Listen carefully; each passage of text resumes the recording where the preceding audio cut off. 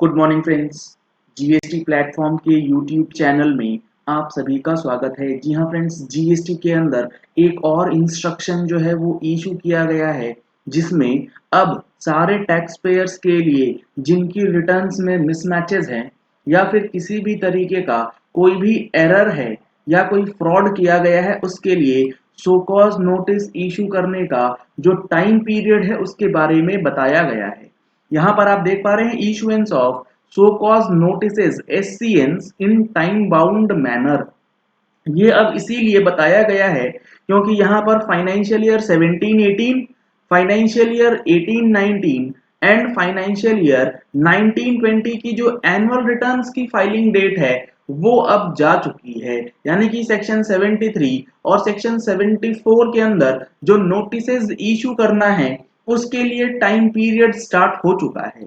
यहाँ पर आप देख पा रहे हैं डिटेल्ड एनालिसिस करने के बाद जो चीजें बताई गई हैं फील्ड ऑफिसर्स को कि जहां पर जीएसटी इवेजन और फ्रॉडुलेंट आईटीसी अवेल किया गया है, बुक किया गया है फाइनेंशियल ईयर 17-18, 18-19 एंड 19-20 के ईयर में, तो वहां पर सो कॉज नोटिस जो है वो इशू किया जाना है। Apparently, cases of ITC frauds or GST evasions are covered under the provisions of section 74, the extended period clause। यानी कि सेक्शन 74 के अंदर जो extended period clause है 5 साल का, वो इन्वोक किया जा सकता है।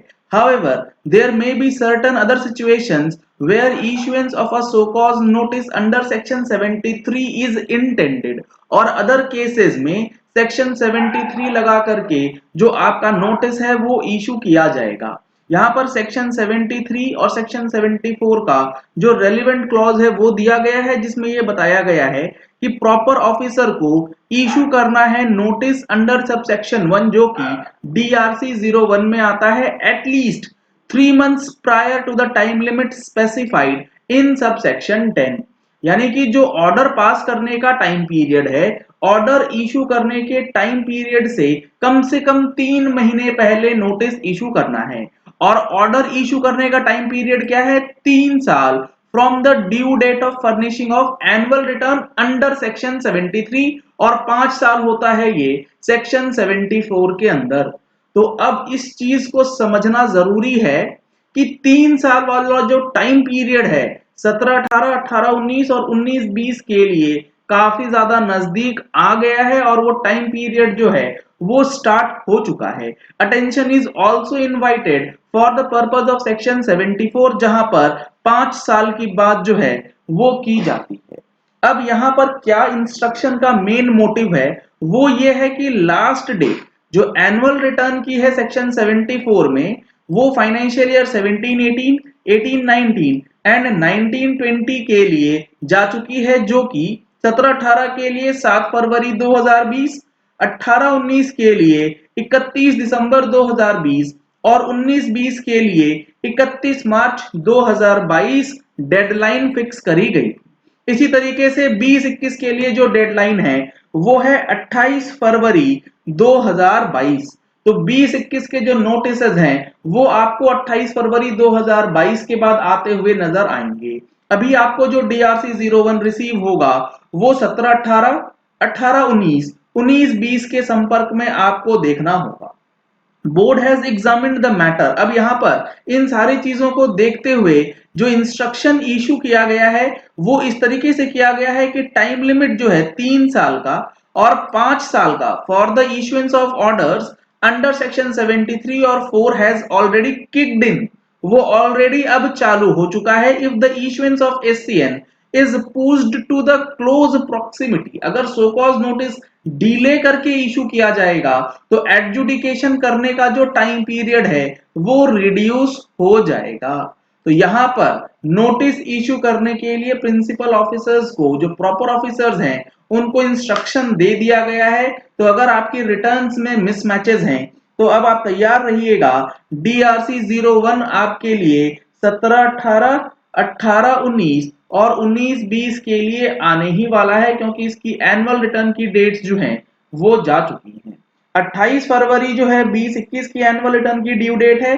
अगर आपको एनुअल रिटर्न फॉर 2021 में कोई कंफ्यूजन है तो आप इसका ऑनलाइन ट्रेनिंग सेशन ज्वाइन कर सकते हैं, जो कि ऑर्गेनाइज किया गया है 30 जनवरी 2022 को। अगर आप इस सेशन का हिस्सा बनना चाहते हैं तो नंबर्स आपको स्क्रीन पे दिए गए हैं, इन नंबर्स पे कॉल करके व्हाट्सएप करके आप वेबिनार रजिस्टर करवा सकते हैं। और अगर आपको मैगजीन का सब्सक्रिप्शन लेना है तब भी आप सेम नंबर्स पे कॉल करके व्हाट्सएप करके डिटेल्स ले सकते हैं। अकॉर्डिंगली सीबीआईसी जो है वो ये कह रहा है कि principal director general and principal chief commissioner और chief commissioner within their jurisdiction may take stock of the pending investigation cases and other cases which warrant issuance of so cause notice, and it is issued well before the last date। क्योंकि सो cause notice अगर time barred हो गया तो सारी proceedings जो है वो void हो जाएंगी, वो इनवैलिड हो जाएंगी।